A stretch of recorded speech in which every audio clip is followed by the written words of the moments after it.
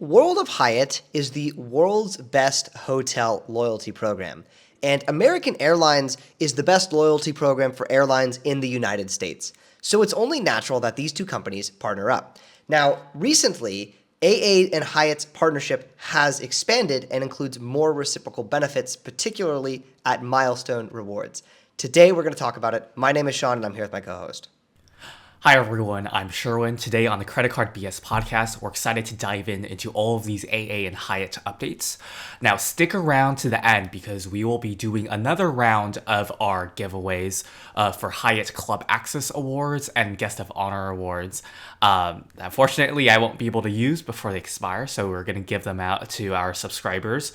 So more details on how to enter that at the end. It's going to be a bit different from last time, so make sure you stick around for those details.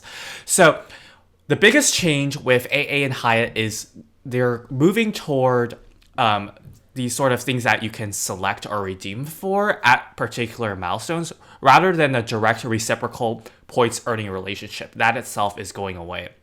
So the first change is that you can now redeem AA miles for Hyatt awards. Sean, do you want to break this down? Yes. So to do this, you have to be at certain loyalty point thresholds. So the starting threshold is 40,000 loyalty points. You'll be able to redeem your AA miles for a Hyatt Category 1 to 4 award. And the cost starts at 25,000 American Airlines miles for that award. At 125,000 loyalty points, you'll be able to redeem miles for a Category 1 to 7 award, and that will be 65,000 American Airlines miles. Now, in my opinion, these are both exorbitant prices given the relatively high value of American Airlines miles. Sherwin, would you agree with that? Yes, I think this is very expensive. Like 25,000 for Cat 4. To put it into perspective, that Cat 4 is like 15,000 points. Now, if you're looking at a pure cent per point value, you're probably getting more than 1 cent per point because you can get more than $250 of value from Cat 4 or $650 of value for Cat 7. But I would consider the opportunity cost. I think this is pretty expensive. For example, 65,000 miles. That's more than what it costs to fly business class from the West Coast to Japan, for example, which is 60,000 miles. So I personally probably wouldn't make that trade-off. Though, Cat 7 hotels can be pretty expensive. I don't know. So, personally, I probably would not redeem for these unless you have, so many AA miles from, business travel that you literally can't get rid of. Okay, cool. So, then at the... you want to cover the next loyalty point thresholds? Yes. So, the next change is that there are these loyalty point thresholds where so basically AA, in addition to earning status using loyalty points, you can pick certain benefits at particular thresholds, and they've now added Hyatt-related goodies that you can pick from at these thresholds. So remember, you can earn 1 loyalty point per dollar spent on an AA co-branded credit card or by shopping through their portal, and of course by flying AA. But it's actually pretty easy to earn these relative to other airlines because of that credit card spend route. So at 100,000 loyalty points, you'll be able to select World of Hyatt Discover status as your perk. Kind of mid in my opinion because Discover you can get by just getting the Hyatt credit card. At 175,000 and 250,000 loyalty points, you can pick World of Hyatt Explorer status. That's your mid-tier status as their perk. What do you think of this one, Sean? I mean, okay, to be totally honest, I'm not familiar what the alternative choices are. What I will say is in its current state, Explorist is not very useful as a status. In theory, it should be, right? It's supposed to be up to the best room non-suite, but there's 2 problems with that. One is it's not consistently enforced to the level that Globalist is. And 2, there's a lot of Globalists who are just going to get priority over the Explorists. So for me, I don't think it's necessarily a super valuable perk. Again, I don't remember on the top of my head the other options at that loyalty point threshold. So I wouldn't be able to comment specifically on that. But I think if the other options are mid, then it could be a reasonable option to pick. That's fair. Okay, and then at 400,000, 550,000, and 750,000 loyalty points, super high numbers, you will be able to pick a Category 1 through 4 certificate. And at 1 million, 3 million, and 5 million loyalty points, yes, it does go up that high. You can pick a 1 through 7 free night award as your perk. thoughts about these thresholds, Sean? I mean, these are very high thresholds, obviously. I mean, again, I don't remember the other alternatives at this specific thresholds, but I will say this. The value of a Cat 1 to 4, I mean, cash value, right, to me is like $200 maybe on the high end. I know you can redeem it for hotels that are worth more, right? But I'm just saying in terms of like cash value of a 1 to 4 is like $200. Cat 1 to 7 is like maybe $400 or $500. So these are really high loyalty point thresholds. Like really, like imagine 5 million loyalty points. I do remember, even though I don't remember the top of my head, I do remember going through the AA threshold list and going like, wow, there's some pretty good milestones here. So I don't imagine that these would be particularly attractive redemptions for your milestone rewards. I mean, would you agree with me there, Sean? Yeah, that's a good take. And I'd even argue the 1 through 4 free night has a lower cash value than what you quoted because you can get it every year just by having the Hyatt card, which only costs $95. Yeah. So yes. Okay. So now that we've covered what you can get you can get from AA with Hyatt, now we're going to talk about the other way around. So AA perks through Hyatt milestones. So remember, Hyatt has these milestone awards. They're usually pretty good, and you earn them by staying a number of nights each year.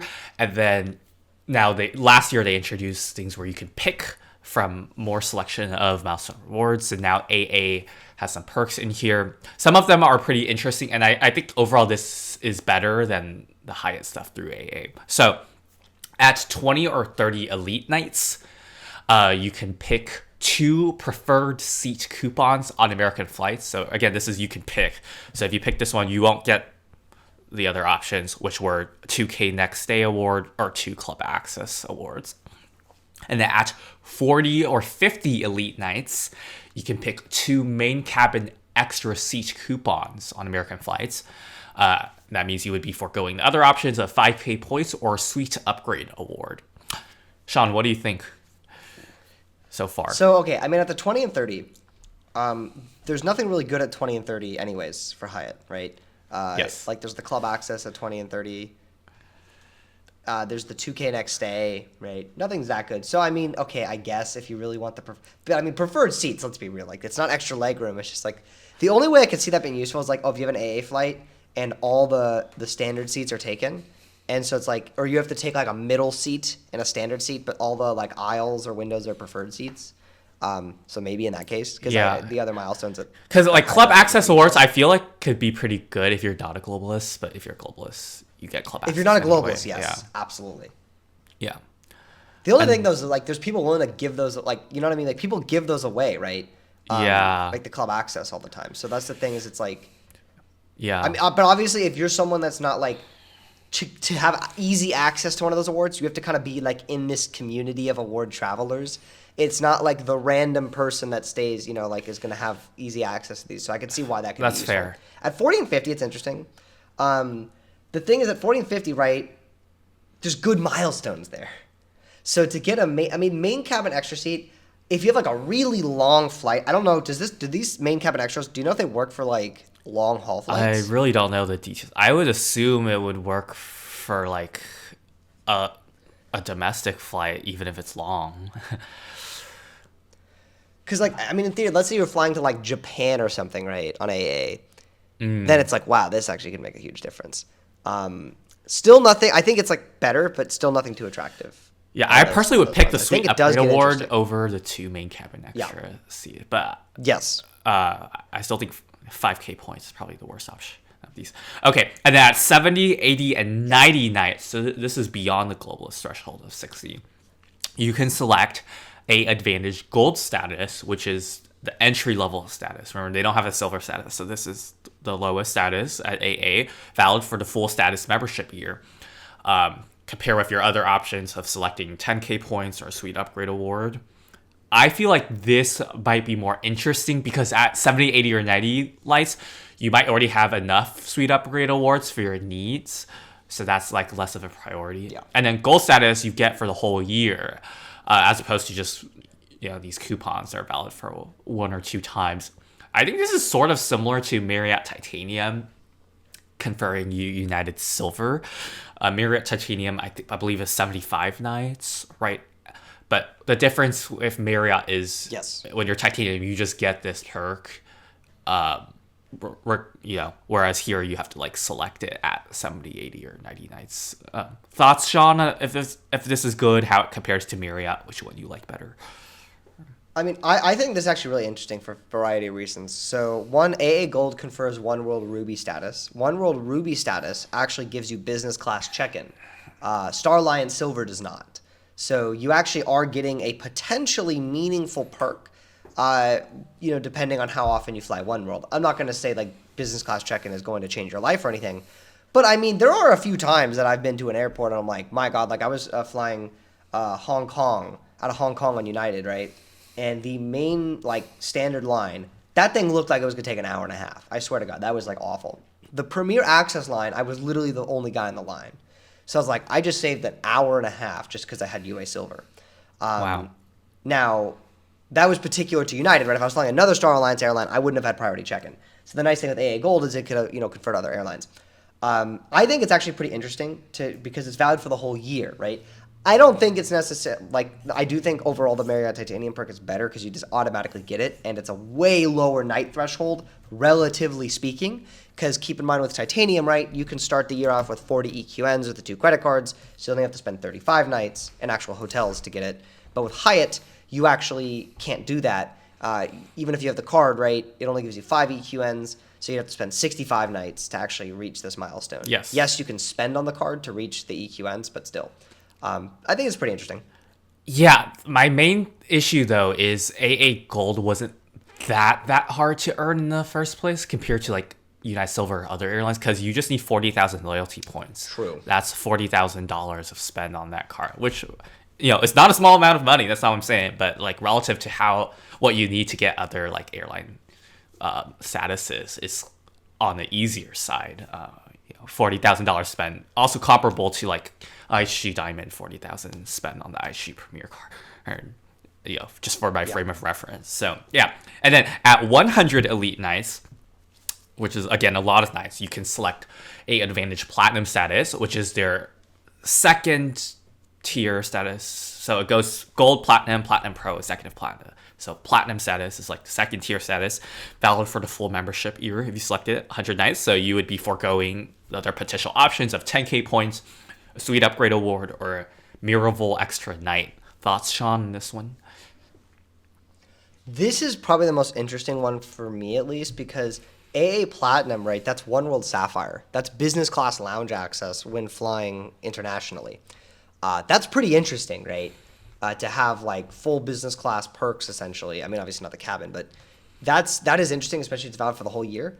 And I know 100 EQN sounds like a lot, but as far as Hyatt goes, Hyatt is one of the easiest programs to rack up EQNs for a variety of reasons. One, because they have a lot of cheap category ones you can mattress run at. Two, because you can spend on the credit cards to top up your EQNs, right? So like, and there's also a lot of people that stay at Hyatt. So like, this is not an impossibly high threshold necessarily to reach. I know a lot of people in the Discord, link below, who reach like 100, 150 nights, right? With Hyatt, particularly based on like the spend or whatever. So I think this is really interesting. There are other very good milestones to select, right? 10K points, SUA, Miraval Extra Night. Those are all pretty solid rewards, actually. I will say, that is a pretty... If you are going to fly One World Airlines a few times and you already have enough SUAs, or you don't plan to stay at Miravals or you have enough Miraval Extra Nights, I think this would be a pretty solid pick, actually. I think this is the most solid of the milestones on this entire list. Cool. I pretty much agree. Okay, and then before we wrap up, there's one more, sort of new perk they have with this partnership, which is Hyatt status for a day. AA status for a day using Hyatt points.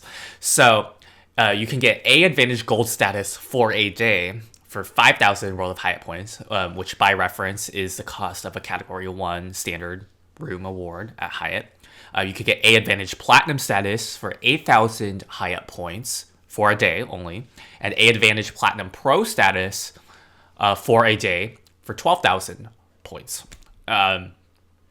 Sean, would you ever do this? Personally, I think it's not worth it considering how valuable Hyatt points are, especially if it's only for a day, unless A, you're pretty sure you're going to get upgraded based on the visibility of the upgrade list for that situation, or B, you're flying with like a bunch of people or companions, like multiple companions or family, and for example, that you can all take advantage of some seat selection, or you have a bunch of check bags. Like, I think because A status lets your companions enjoy some of those benefits as well, then maybe it might be worth it. But otherwise, I probably wouldn't go for this. Thoughts, Sean? I agree. The only thing I'm wondering is, how does this work when I'm flying like a partner airline? Because let's say I'm flying like Cathay, okay, but I've got my AA number attached. Do you know if this would like give me confer the one world status as well for the day, or would it only confer AA status if I'm flying like on AA? You get what I'm saying? Unfortunately, I'm not 100% sure, but that's a good question. So, because that's a big, okay, because like, let's just say in theory, I'll go either case. If it does confer one world status for that day, that could be very interesting because, for example, okay, 12,000 Hyatt points. Let's say I'm in like Hong Kong and let's say I'm traveling with my girlfriend, and so it's 2 people, and I can, on my ticket, add one world emerald status for a day and have access to the Cathay first class lounges for the whole day. That would be worth 12,000 Hyatt points, especially if it's 2 people to me, right? Because like, okay, 60,000 points, maybe it's like 80, you're saying like 80, 90 bucks a person. But to get access to those like first class lounges, those are really, really nice lounges. So okay, I just did a quick search. Good question. I just did a quick search. Unfortunately, it does not work that way. It's only valid for flights operated by American, not partner airlines. So you can't take advantage of one world status. And also, another thing that kind of sucks. Wait, when you say operated by American, what if I'm flying American to an international destination? Would I still be able to access the one world lounges then? Like, let's say I'm flying LA to Tokyo on American Airlines. I don't know if they operate that route, but let's say they do. It says flights operated by American. So my guess is yes. But it says you can't take advantage of One World Sapphire or One World Emerald perks on partner airline. Oh. So, yeah. On partner airlines, but I can use the One World perks if I'm flying I AA. think so. I'm not 100% sure. I think so, based on what I'm reading. But also, what's sad is any complimentary elite upgrades will only clear based on the higher elite tier on day of travel and not based on the typical elite window, which substantially makes this less valuable, in my opinion, because the point of being prioritized for upgrades is it clearing before everyone else. So, like, for example, if I pick A Advantage Platinum Pro, I'm supposed to have better upgrade priority than a gold or a platinum person. But it sounds like based on how this works, I'd still be behind those people who had status before the day of travel. Yeah. Yeah. Okay. So I think this is probably not worth it. But, if you're traveling with a lot of people and have, a big travel day with a bunch of needs for these perks, perhaps. Okay. So overall, what do we make of this partnership? I think the milestone rewards from Hyatt are probably the most interesting, but the other ones, I'm not really sure I would see myself using. Sean, any other thoughts you have before we wrap up? Yeah, pretty much the exact same thing. I think a lot of these are situational, with the exception maybe being the AA Gold or AA Platinum milestones with the Hyatt EQN thresholds.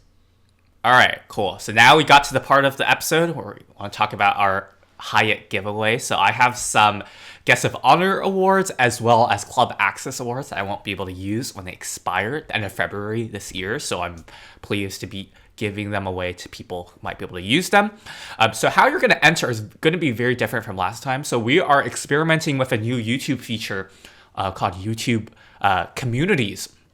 So this is a mobile only feature, so you'll have to use your YouTube app on your phone. So you're going to go to our channel, and then you should see a box that says like go to Credit Card BS's community. And then you're going to go to our community and make a post on our channel. And in that post, you're going to tell us where you want to use this award at, and if you got it, what perk you would most enjoy, whether it's a suite upgrade, based on availability, of course, late checkout, free breakfast, etc. So what globalist perk you're most interested in. And then you're going to tell us whether you're interested in just a Guest of Honor award, just as a club award access, or either. I would say you're going to have better chance of winning if you're open to a club access award as well. But of course, check whether the property you want to use it accepts those or has a club access award. So tell us which one you want or whether you're open to winning either. Sean, does that make sense? Anything else you want to add? So again, go to our fan community and make a post to be able to enter. And then we'll leave a comment if you've won, telling you how to contact us. So Sean, anything else you want to add? No, you covered it perfectly. Yeah, thank you for giving those away. I'm sure our community is going to love them. Yes. Okay, so until next time, thank you all for joining us today. If you enjoyed today's video, please give it a like and subscribe. It will really help support the channel. If you're interested in opening any credit card, please consider using one of the links down in the description below. It greatly helps support the channel. Sean, why don't you plug our Discord? So if you want to connect with an elite group of award travelers and credit card enthusiasts entirely for free, check out the Traveling Discord group at the link in the description. You will learn a ton, I promise you. Thank you so much for watching, and we will see you next week.